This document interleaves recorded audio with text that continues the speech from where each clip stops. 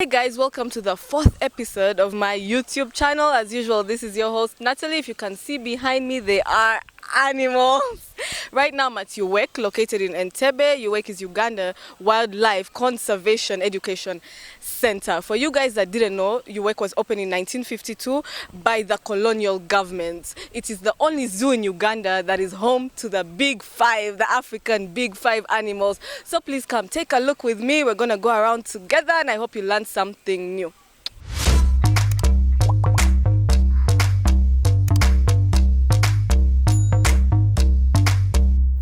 So right now I'm with Ignatius. He's a tour guide here in UWEC. I'm going to ask him a few questions about these tigers behind me. I don't know if you can see them, but these tigers were brought here 3 months ago to UWEC. For you guys that don't know, could you please come and take a look at them?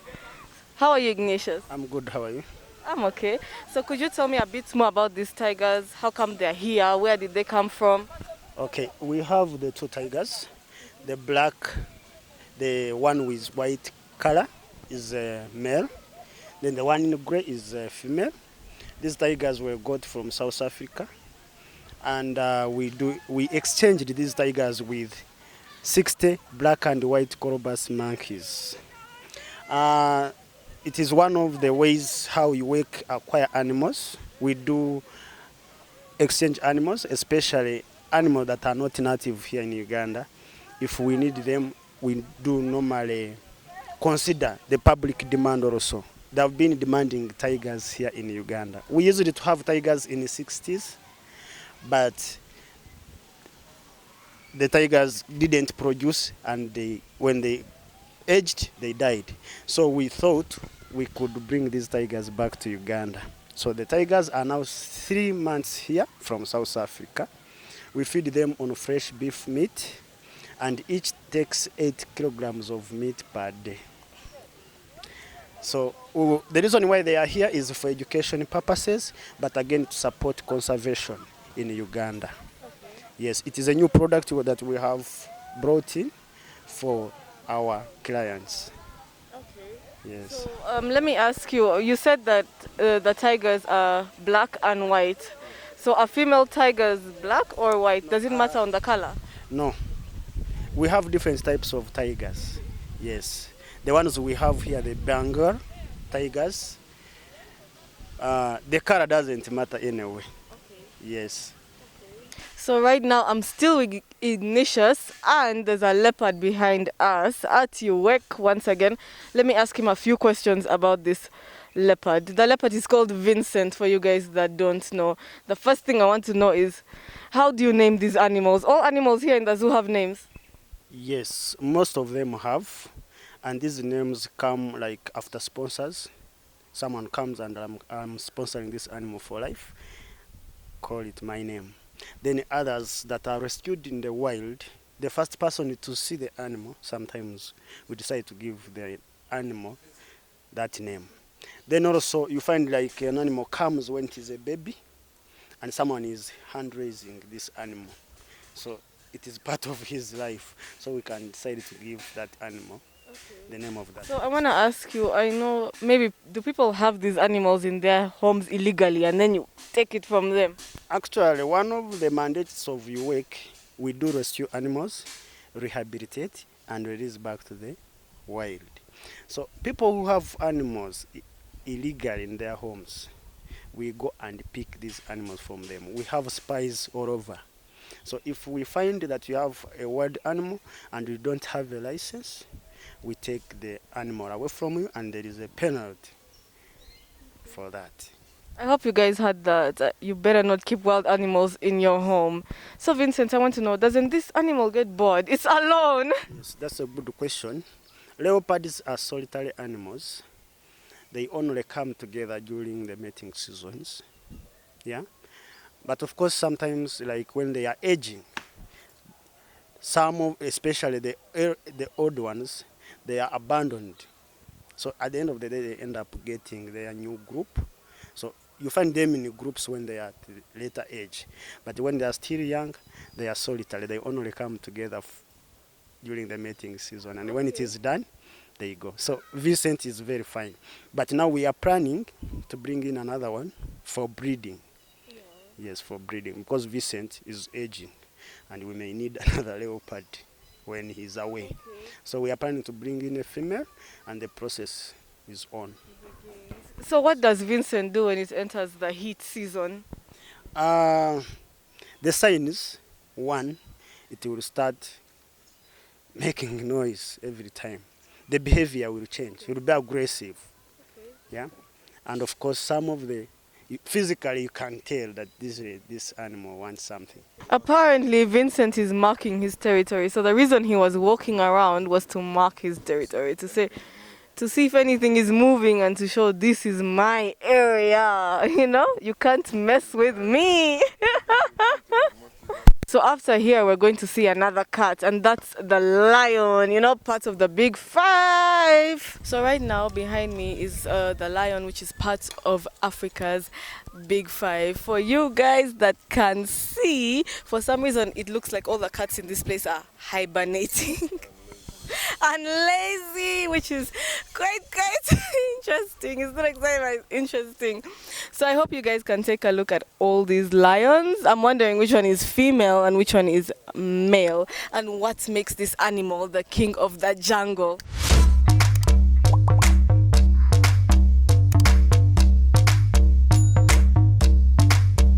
So everyone, right behind me is one of the big rhinos, which is part of the big five in Africa. I hope you can see it. It's quite scary, and to be honest, I'm quite frightened about this. I will ask us a few questions about the rhino, about it being here in the zoo. I'm really sorry, I'm quite frightened about this. So let me keep talking to Ignatius, and he tells us a bit more about the rhino, you know. Tell us something about this rhino. Uh, the rhino we are looking at is called the white rhino, and this is a male. We have two. This is a female. We have two, a male and a female. In Uganda, we have so far 24 rhinos, two here, and we have a rhino sanctuary in Izua as you head to the, yes, in Nakasongola. So the reason why these rhinos are here, they are here for education purposes and for breeding. Of course, you know, out of 10 national parks we have here in Uganda, we don't have rhinos there. So we are planning to breed, and maybe we can reintroduce these rhinos back to the wild. We used to have rhinos in 1960s, but in 1960s, during Amini's regime, people killed these rhinos specifically for the horns.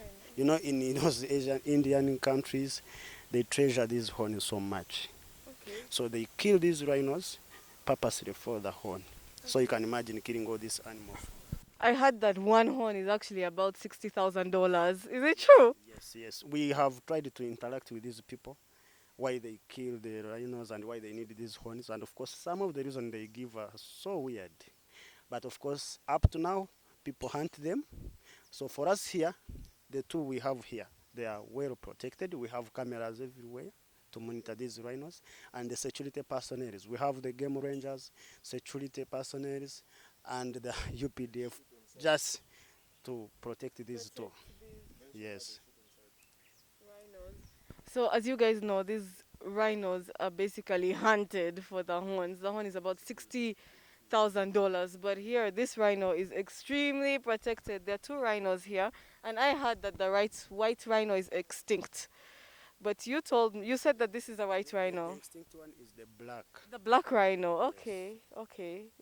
So it's completely extinct. Yes. Okay. So it's really good that you're protecting these animals, and I think all of us should actually do that. Thank you. So right now, as you can see in front of the camera, we have a shoebill, which is located in Africa in only 7 countries: Kenya, Tanzania, Uganda, South Sudan, Sudan, Rwanda, and Uganda, of course. So I hope you guys can see this. This is quite interesting, and apparently this animal brings a lot of tourists. So many tourists from Europe come here just to see the shoebill, which is perplexing. I remember I went to a Para Safari Lodge and I saw this animal. I never realized why the people like seeing this. You know, when you're from Africa, you you kind of enclose yourself. Maybe you don't want to be a tourist because you see this all the time, but I think we should actually, take care of these animals a bit more. Apparently they're endangered. They're about to go instinct. Let me find out why they're about to go instinct. So I'm about to ask Ignatius about that. So why are these animals going instinct? This bird, the Shoebill, it is a wetland bird. And if you see Uganda, the population is increasing every day. People are producing every day. That means now we don't have enough land for agriculture. We don't have enough land for settlement and for industrial development. So people encroach these wetlands for those activities. And when they encroach the wetlands, they destroy the habitat for these birds. So they end up coming to communities, of which some communities may not live in harmony with them. Secondly, they are uncomfortable in those areas, especially for breeding, they don't. So the population of these birds is reducing because of those reasons. So how many of these do you have right now at the zoo? At the zoo so far we have 5, and all of them have been rescued from different wetlands because of what I have told you. Okay. Yes. You just had it from Ignatius himself. Please continue to tune in. I'm about to show you more animals.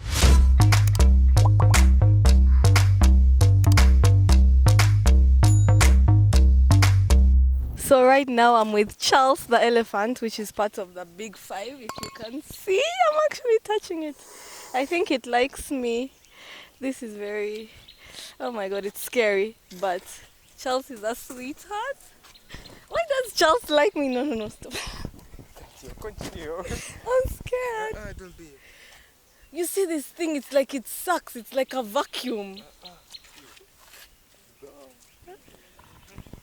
Oh my god, look at Charles. I've never touched an elephant, but this fur here is like steel wire. Oh my god. Charles is 9 years old. The elephant is, I guess, it's part of the endangered animals, right? Is it? Okay. Well, I've never touched a shark. But when you come to UWEC, please get a tour guide. It helps a lot, especially calling the animals. Every animal here has a name and they recognize their guides. So right now behind me is actually the tallest mammal in the world, the giraffe, known in Uganda as Ntuga. So for you guys that can see, they're actually eating. A giraffe normally sleeps for 5 to 10 minutes in a day while standing. Just imagine sleeping while standing, meaning their legs are never at rest. Please just take a look at this.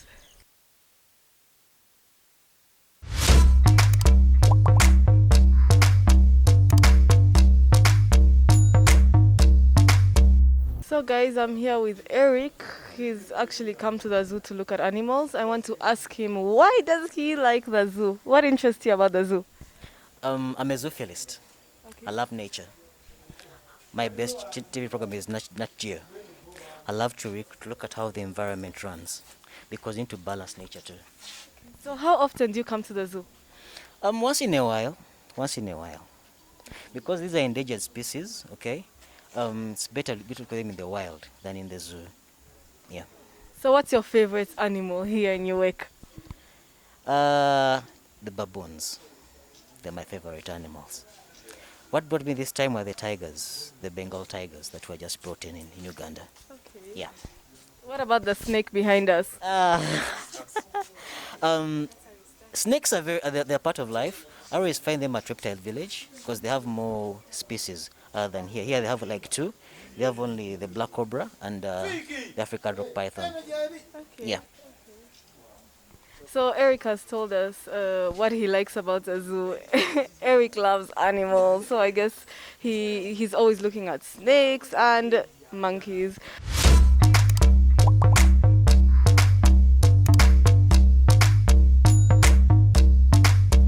So guys, thanks for tuning in onto my YouTube channel until this point.